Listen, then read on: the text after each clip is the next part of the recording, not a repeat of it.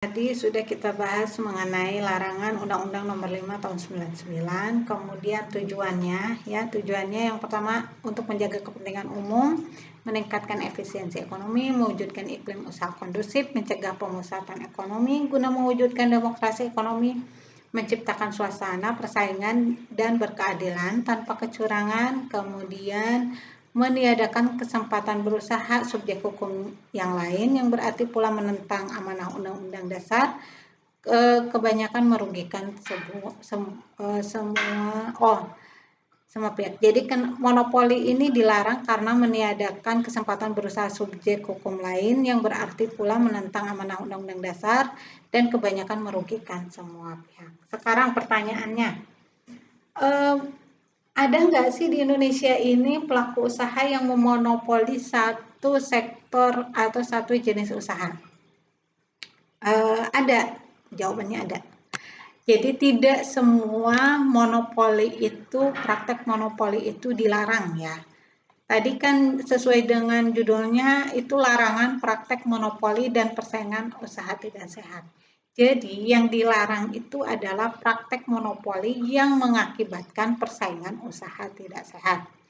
Jadi kalau monopolinya ini atau yang dimonopolinya itu sektor-sektor yang diamanahkan undang-undang itu diperbolehkan. Contohnya ya, yang diperbolehkan adalah sektor-sektor yang menguasai hajat hidup orang banyak ya, atau menguasai hajat hidup masyarakat banyak sesuai dengan amanah Undang-Undang Nomor Pasal 3 Undang-Undang Dasar 45 Pasal 33 ya. Jadi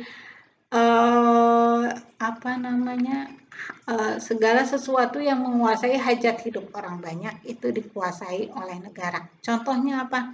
Contohnya dalam listrik ya, kemudian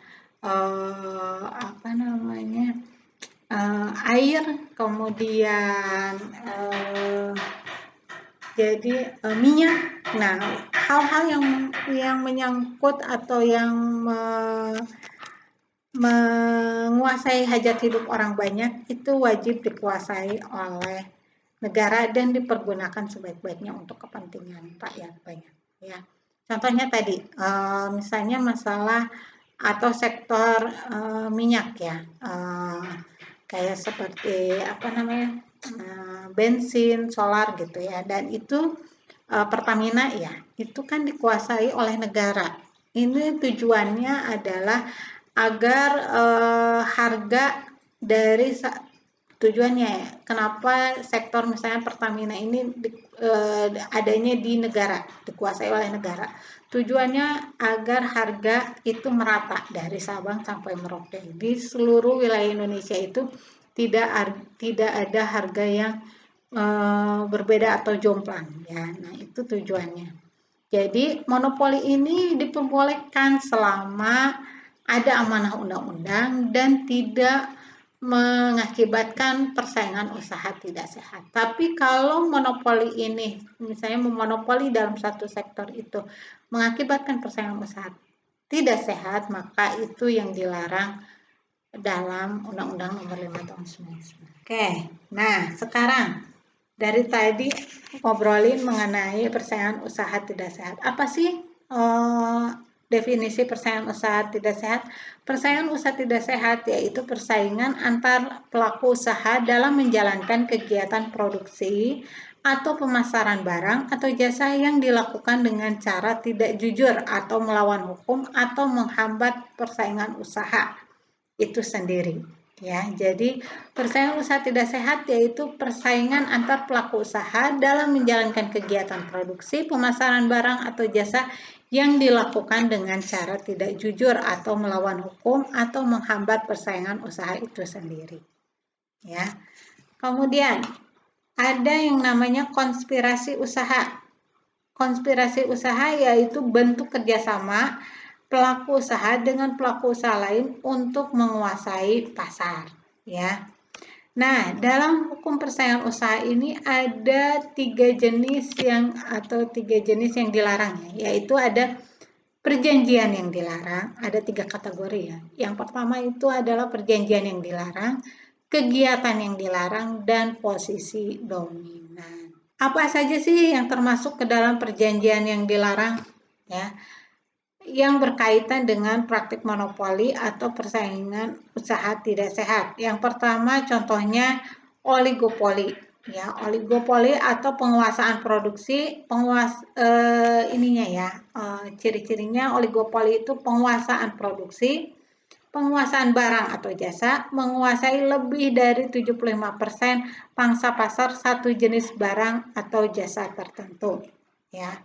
Kemudian ada penetapan harga yang termasuk ke dalam perjanjian yang dilarang, yaitu pada pasar yang ciri-cirinya menetapkan pada pasar yang sama dengan pesaing, berbeda untuk pembeli, yang berbeda untuk barang atau jasa yang sama, di bawah harga pasar, lebih rendah dari harga yang diperjanjikan. Ya. Kemudian ada pembagian wilayah, ya, yaitu membuat perjanjian dengan pesaing untuk alokasi barang atau jasa. Ya, kemudian ada pemboikotan, ya, yaitu membuat perjanjian dengan pesaing untuk menghalangi pelaku usaha lain, menolak menjual barang atau jasa dari pelaku usaha lain, membatasi penjualan atau pembelian barang atau jasa. Kemudian ada yang disebut dengan kartel. Kartel yaitu membuat perjanjian dengan pesaing untuk mempengaruhi harga. Ya. Kemudian ada trust. Trust itu membentuk gabungan perusahaan untuk mengontrol produksi barang atau jasa. Kemudian ada oligopsoni. Oligopsoni itu adalah menguasai pembelian pasokan agar dapat mengendalikan harga barang atau jasa. Kemudian ada juga integrasi vertikal, yaitu menguasai produksi dengan jumlah produk yang termasuk dalam rangkaian produksi barang atau jasa tertentu yang merupakan hasil pengolahan atau proses lanjutan langsung tidak langsung yang merugikan masyarakat. Ya. Kemudian ada perjanjian tertutup bahwa penerima barang jasa hanya akan memasok kembali barang jasa tersebut kepada pihak tertentu dan tempat tertentu. Ya, kemudian bahwa penerima barang atau jasa tertentu harus bersedia membeli barang atau jasa lain dari pemasok. Ya, itu termasuk ke dalam kategori perjanjian tertutup. Kemudian yang lain adalah perjanjian dengan pihak luar negeri yang mengakibatkan monopoli serta persaingan usaha tidak sehat. Itu termasuk ke dalam jenis perjanjian yang dilarang, ya, yang dapat mengakibatkan persaingan usaha tidak sehat. Sekarang adapun kegiatan yang dilarang, yaitu monopoli, jelas ya, menguasai suatu pangsa pasar dengan satu produk, barang atau jasa tertentu. Kemudian monopsoni, yaitu menguasai lebih dari 50% market share, ya. Kalau monopoli itu keseluruhan, kalau monopsoni lebih dari 50% market share. Yang selanjutnya ada penguasaan pasar, yaitu menghalangi produsen atau konsumen, membatasi peredaran barang atau jasa, praktik diskriminasi, jual rugi, kecurangan penetapan biaya produksi, ya, itu termasuk ke dalam penguasaan pasar. Kemudian ada persekongkolan. Ini yang sering banyak terjadi, ya, apalagi di bidang tender, ya. Sering terjadi namanya, kalau sebetulnya tidak hanya tender sih, tapi yang sering terjadi adalah persekongkolan dalam tender, ya. Kemudian selanjutnya ada posisi dominan, ya. Tadi selain perjanjian yang dilarang, ada kegiatan yang dilarang, ada juga posisi dominan. Jadi posisi dominan ini satu pelaku usaha menguasai lebih dari 50% market share, 2 atau 3 pelaku usaha menguasai lebih dari 75% market share. Kemudian hal lain yang termasuk ke dalam posisi dominan adalah jabatan rangkap, direksi atau komisaris pada perusahaan lain, terkait erat market share yang sama, kemudian pemilikan saham tertentu, mayoritas kepemilikan saham mayoritas, ya, dalam beberapa perusahaan sejenis, penggabungan, peleburan, dan pengambil alihan yang mengakibatkan monopoli atau persaingan curang. Ya, oke. Jadi intinya ada 3 kategori hal yang dilarang dalam Undang-Undang Nomor 5 Tahun 99. Yang pertama tadi perjanjian yang dilarang, termasuk kategori perjanjian, termasuk kategori kegiatan, dan termasuk kategori posisi dominan.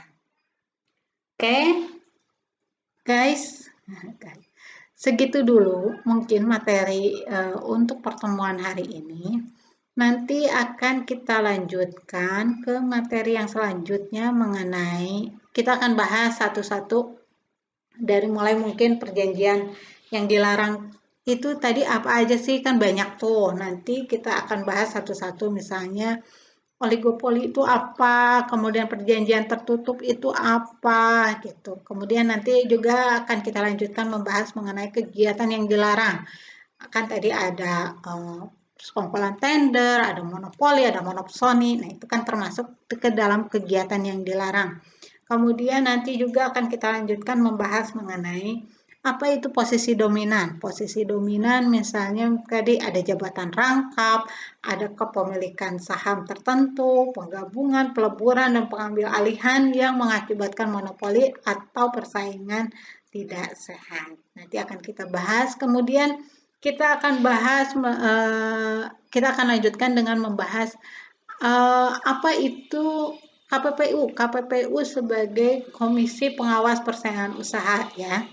Jadi nanti kita akan bahas KPPU itu apa sih, tugas dan wewenangnya apa sih, kemudian apa namanya, seperti apa sih KPPU ini dalam mengambil keputusan, terus menggunakan dasar apa sih KPPU ini dalam mengambil sebuah keputusan ya. Oke, mungkin nanti akan kita bahas di pertemuan-pertemuan selanjutnya. Oke, setelah kalian menonton video ini ya, jangan lupa like, comment, and subscribe ya. Enggak, Deng. Nanti kalian bisa mengajukan pertanyaan di kolom tanggapan ya. Jadi saya akan menilai keaktifan kalian juga. Siapa yang aktif bertanya, siapa yang kritis, dan pertanyaannya pun jangan asal pertanyaan, tapi pertanyaan yang berbobot yang sesuai dengan materinya. Nanti itu juga termasuk ke dalam penilaian selanjutnya. Oke, sekian video mengenai materi hukum persaingan usaha di minggu ketiga. Oke, nanti kita akan bahas lagi di video-video selanjutnya. Oke, demikian. Wabillahi taufiq wa hidayah. Wassalamualaikum warahmatullahi wabarakatuh. Terima kasih.